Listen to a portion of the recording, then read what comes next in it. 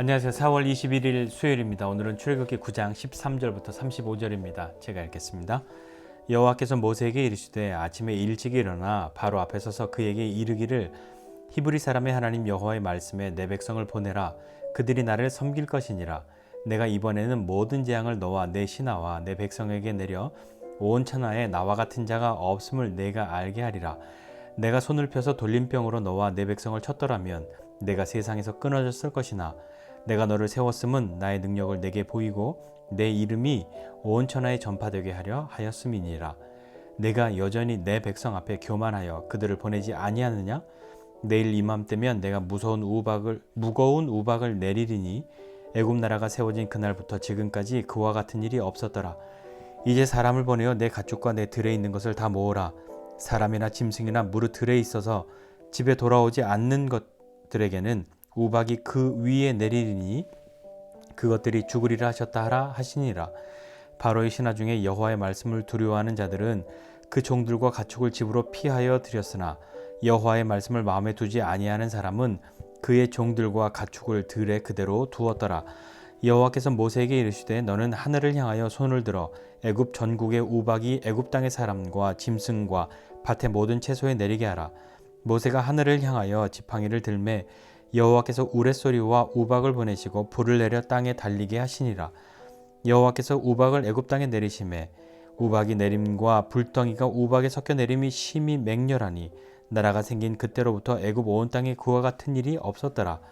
우박이 애굽 온 땅에서 사람과 짐승을 막론하고 밭에 있는 모든 것을 쳤으며 우박이 또 밭의 모든 채소를 치고 들의 모든 나무를 꺾었으되 이스라엘 자손들이 있는 그곳 고센 땅에는 우박이 없었더라. 바로가 사람을 보내어 모세와 아론을 불러 그들에게 이르되 이번은 내가 범죄하였노라. 여호와는 의로우시고 나와 나의 백성은 악하도다. 여호와께 구하여 이 우레소리와 우박을 그만 그치게 하라. 내가 너희를 보내리니 너희가 다시는 머물지 아니하리라. 모세가 그에게 이르되 내가 성에서 나가서 곧 내 손을 여호와를 향하여 펴리니 그리하면 우레소리가 그치고 우박이 다시 있지 아니할지라. 세상이 여호와께 속한 줄을 왕이 알리이다. 그러나 왕과 왕의 신하들이 여호와 하나님을 아직도 두려워하지 아니할 줄을 내가 아나이다.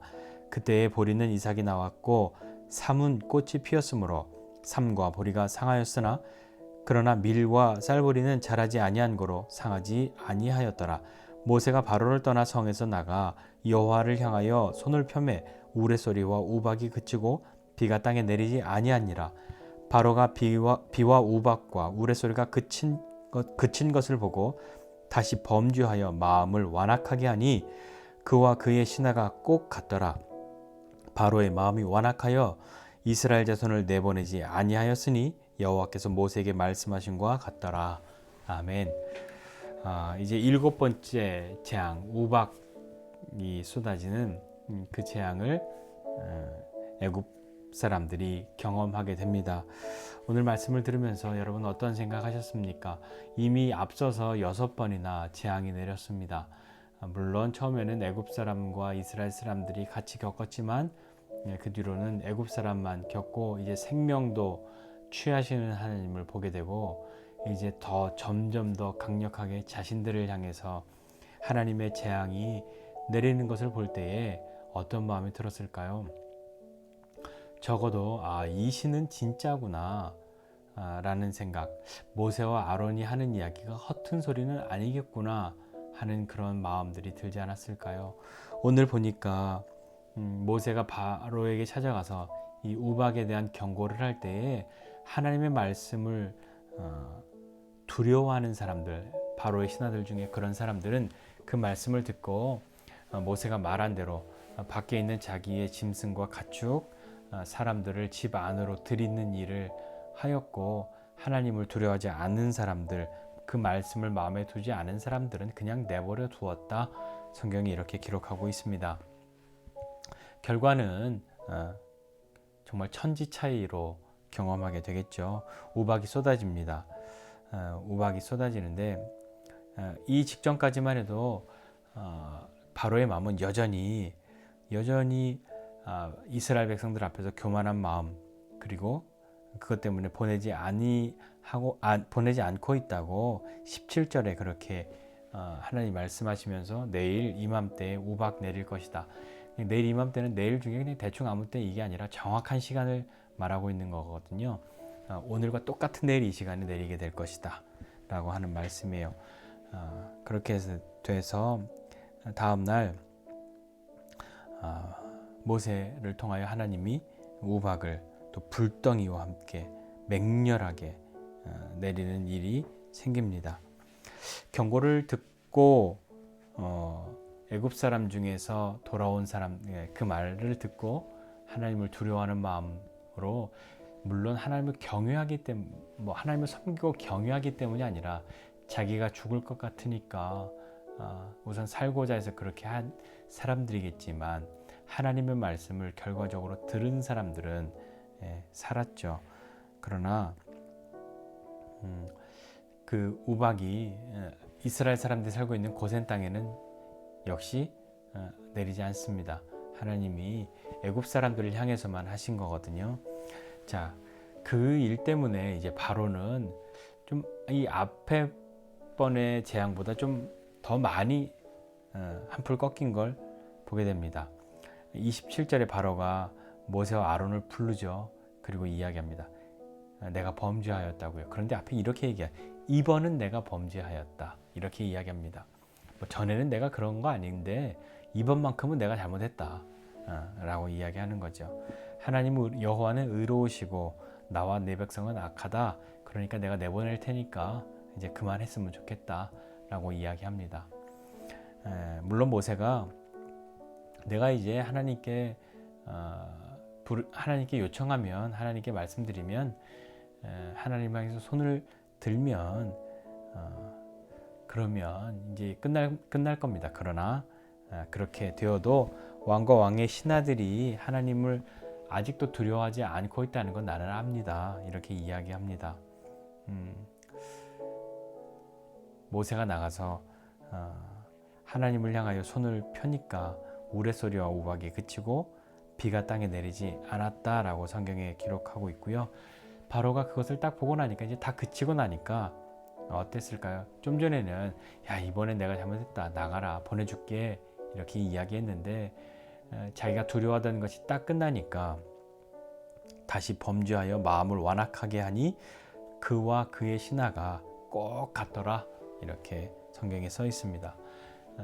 그렇게 말한 것 온데간데 없고 다시 자기의 그 교만한 마음과 욕심을 드러내죠. 바로의 이런 모습은 어쩌면 우리도 가지고 있는지 모릅니다. 어떤 모습이냐면 단지 어떤 위기만 모면하면 된다는 생각, 단지 눈앞에 있는 어려움 때문에 하나님 앞에 엎드리는 척하는 그런 모습, 우리에게는 있지 않습니까? 그러나 이 위기가 지나가기만 하면 다시 원래 모습으로 돌변하는 그런 바로처럼 우리도 그런 시간 있지 않는가 하는 말입니다.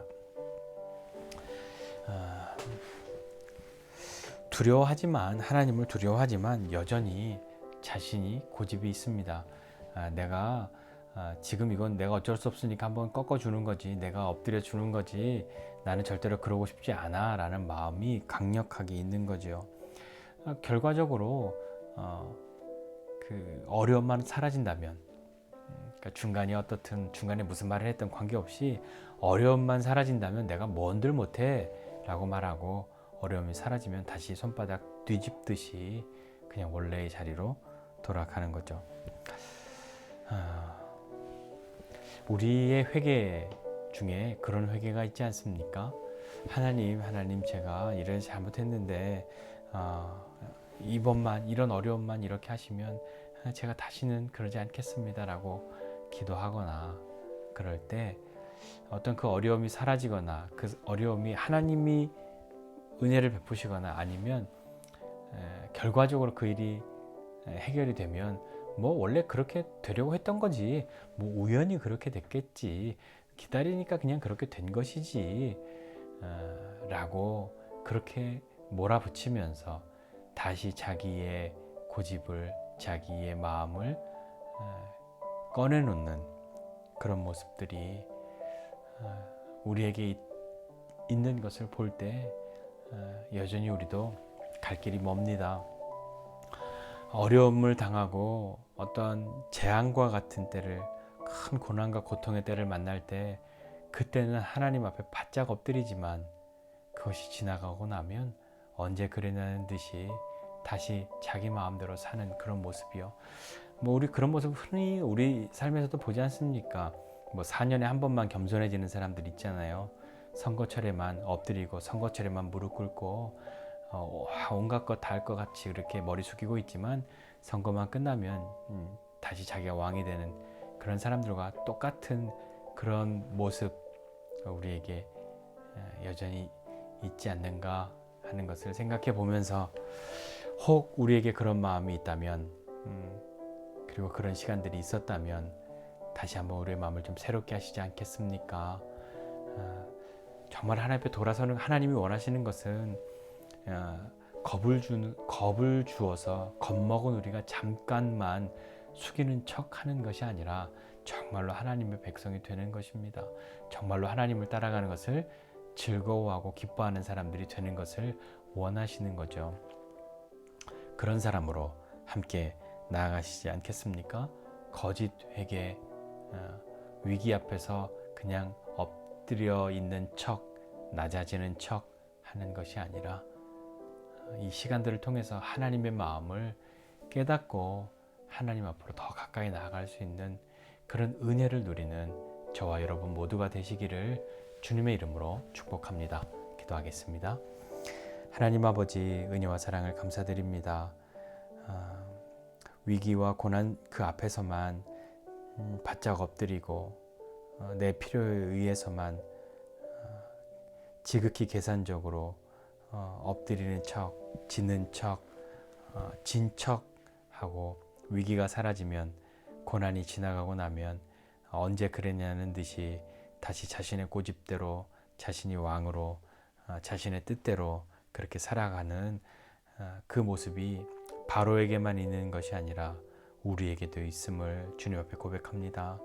하나님 아버지, 우리에게 고난 주시고 고통을 주시는 이유는 겁먹고 두려운 마음으로 하나님이 말씀하시면 그냥 들을 수밖에 없는 공포에 사로잡힌 사람을 만들시기 원하는 것이 아니라, 하나님이 이 시간들을 통하여서 하나님이 어떤 분이신지 깊이 알고 주님과 교제하고 하나님의 마음을 바로 알아서 정말 하나님과 깊은 사귐 가운데로 나아가 하나님이 우리의 하나님이시요 내가 하나님의 백성인 것을 믿음으로 고백하고 살아가는 삶이 되기를 원하시는 그 하나님의 마음 알게 하여 주셔서 우리에게 거짓 회개에 그런 것 하지 않는 사람 될 수 있도록 주님 은혜 베풀어 주십시오.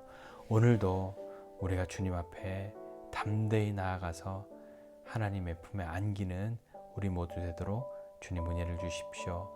감사드리고 예수님의 이름으로 기도드립니다. 아멘.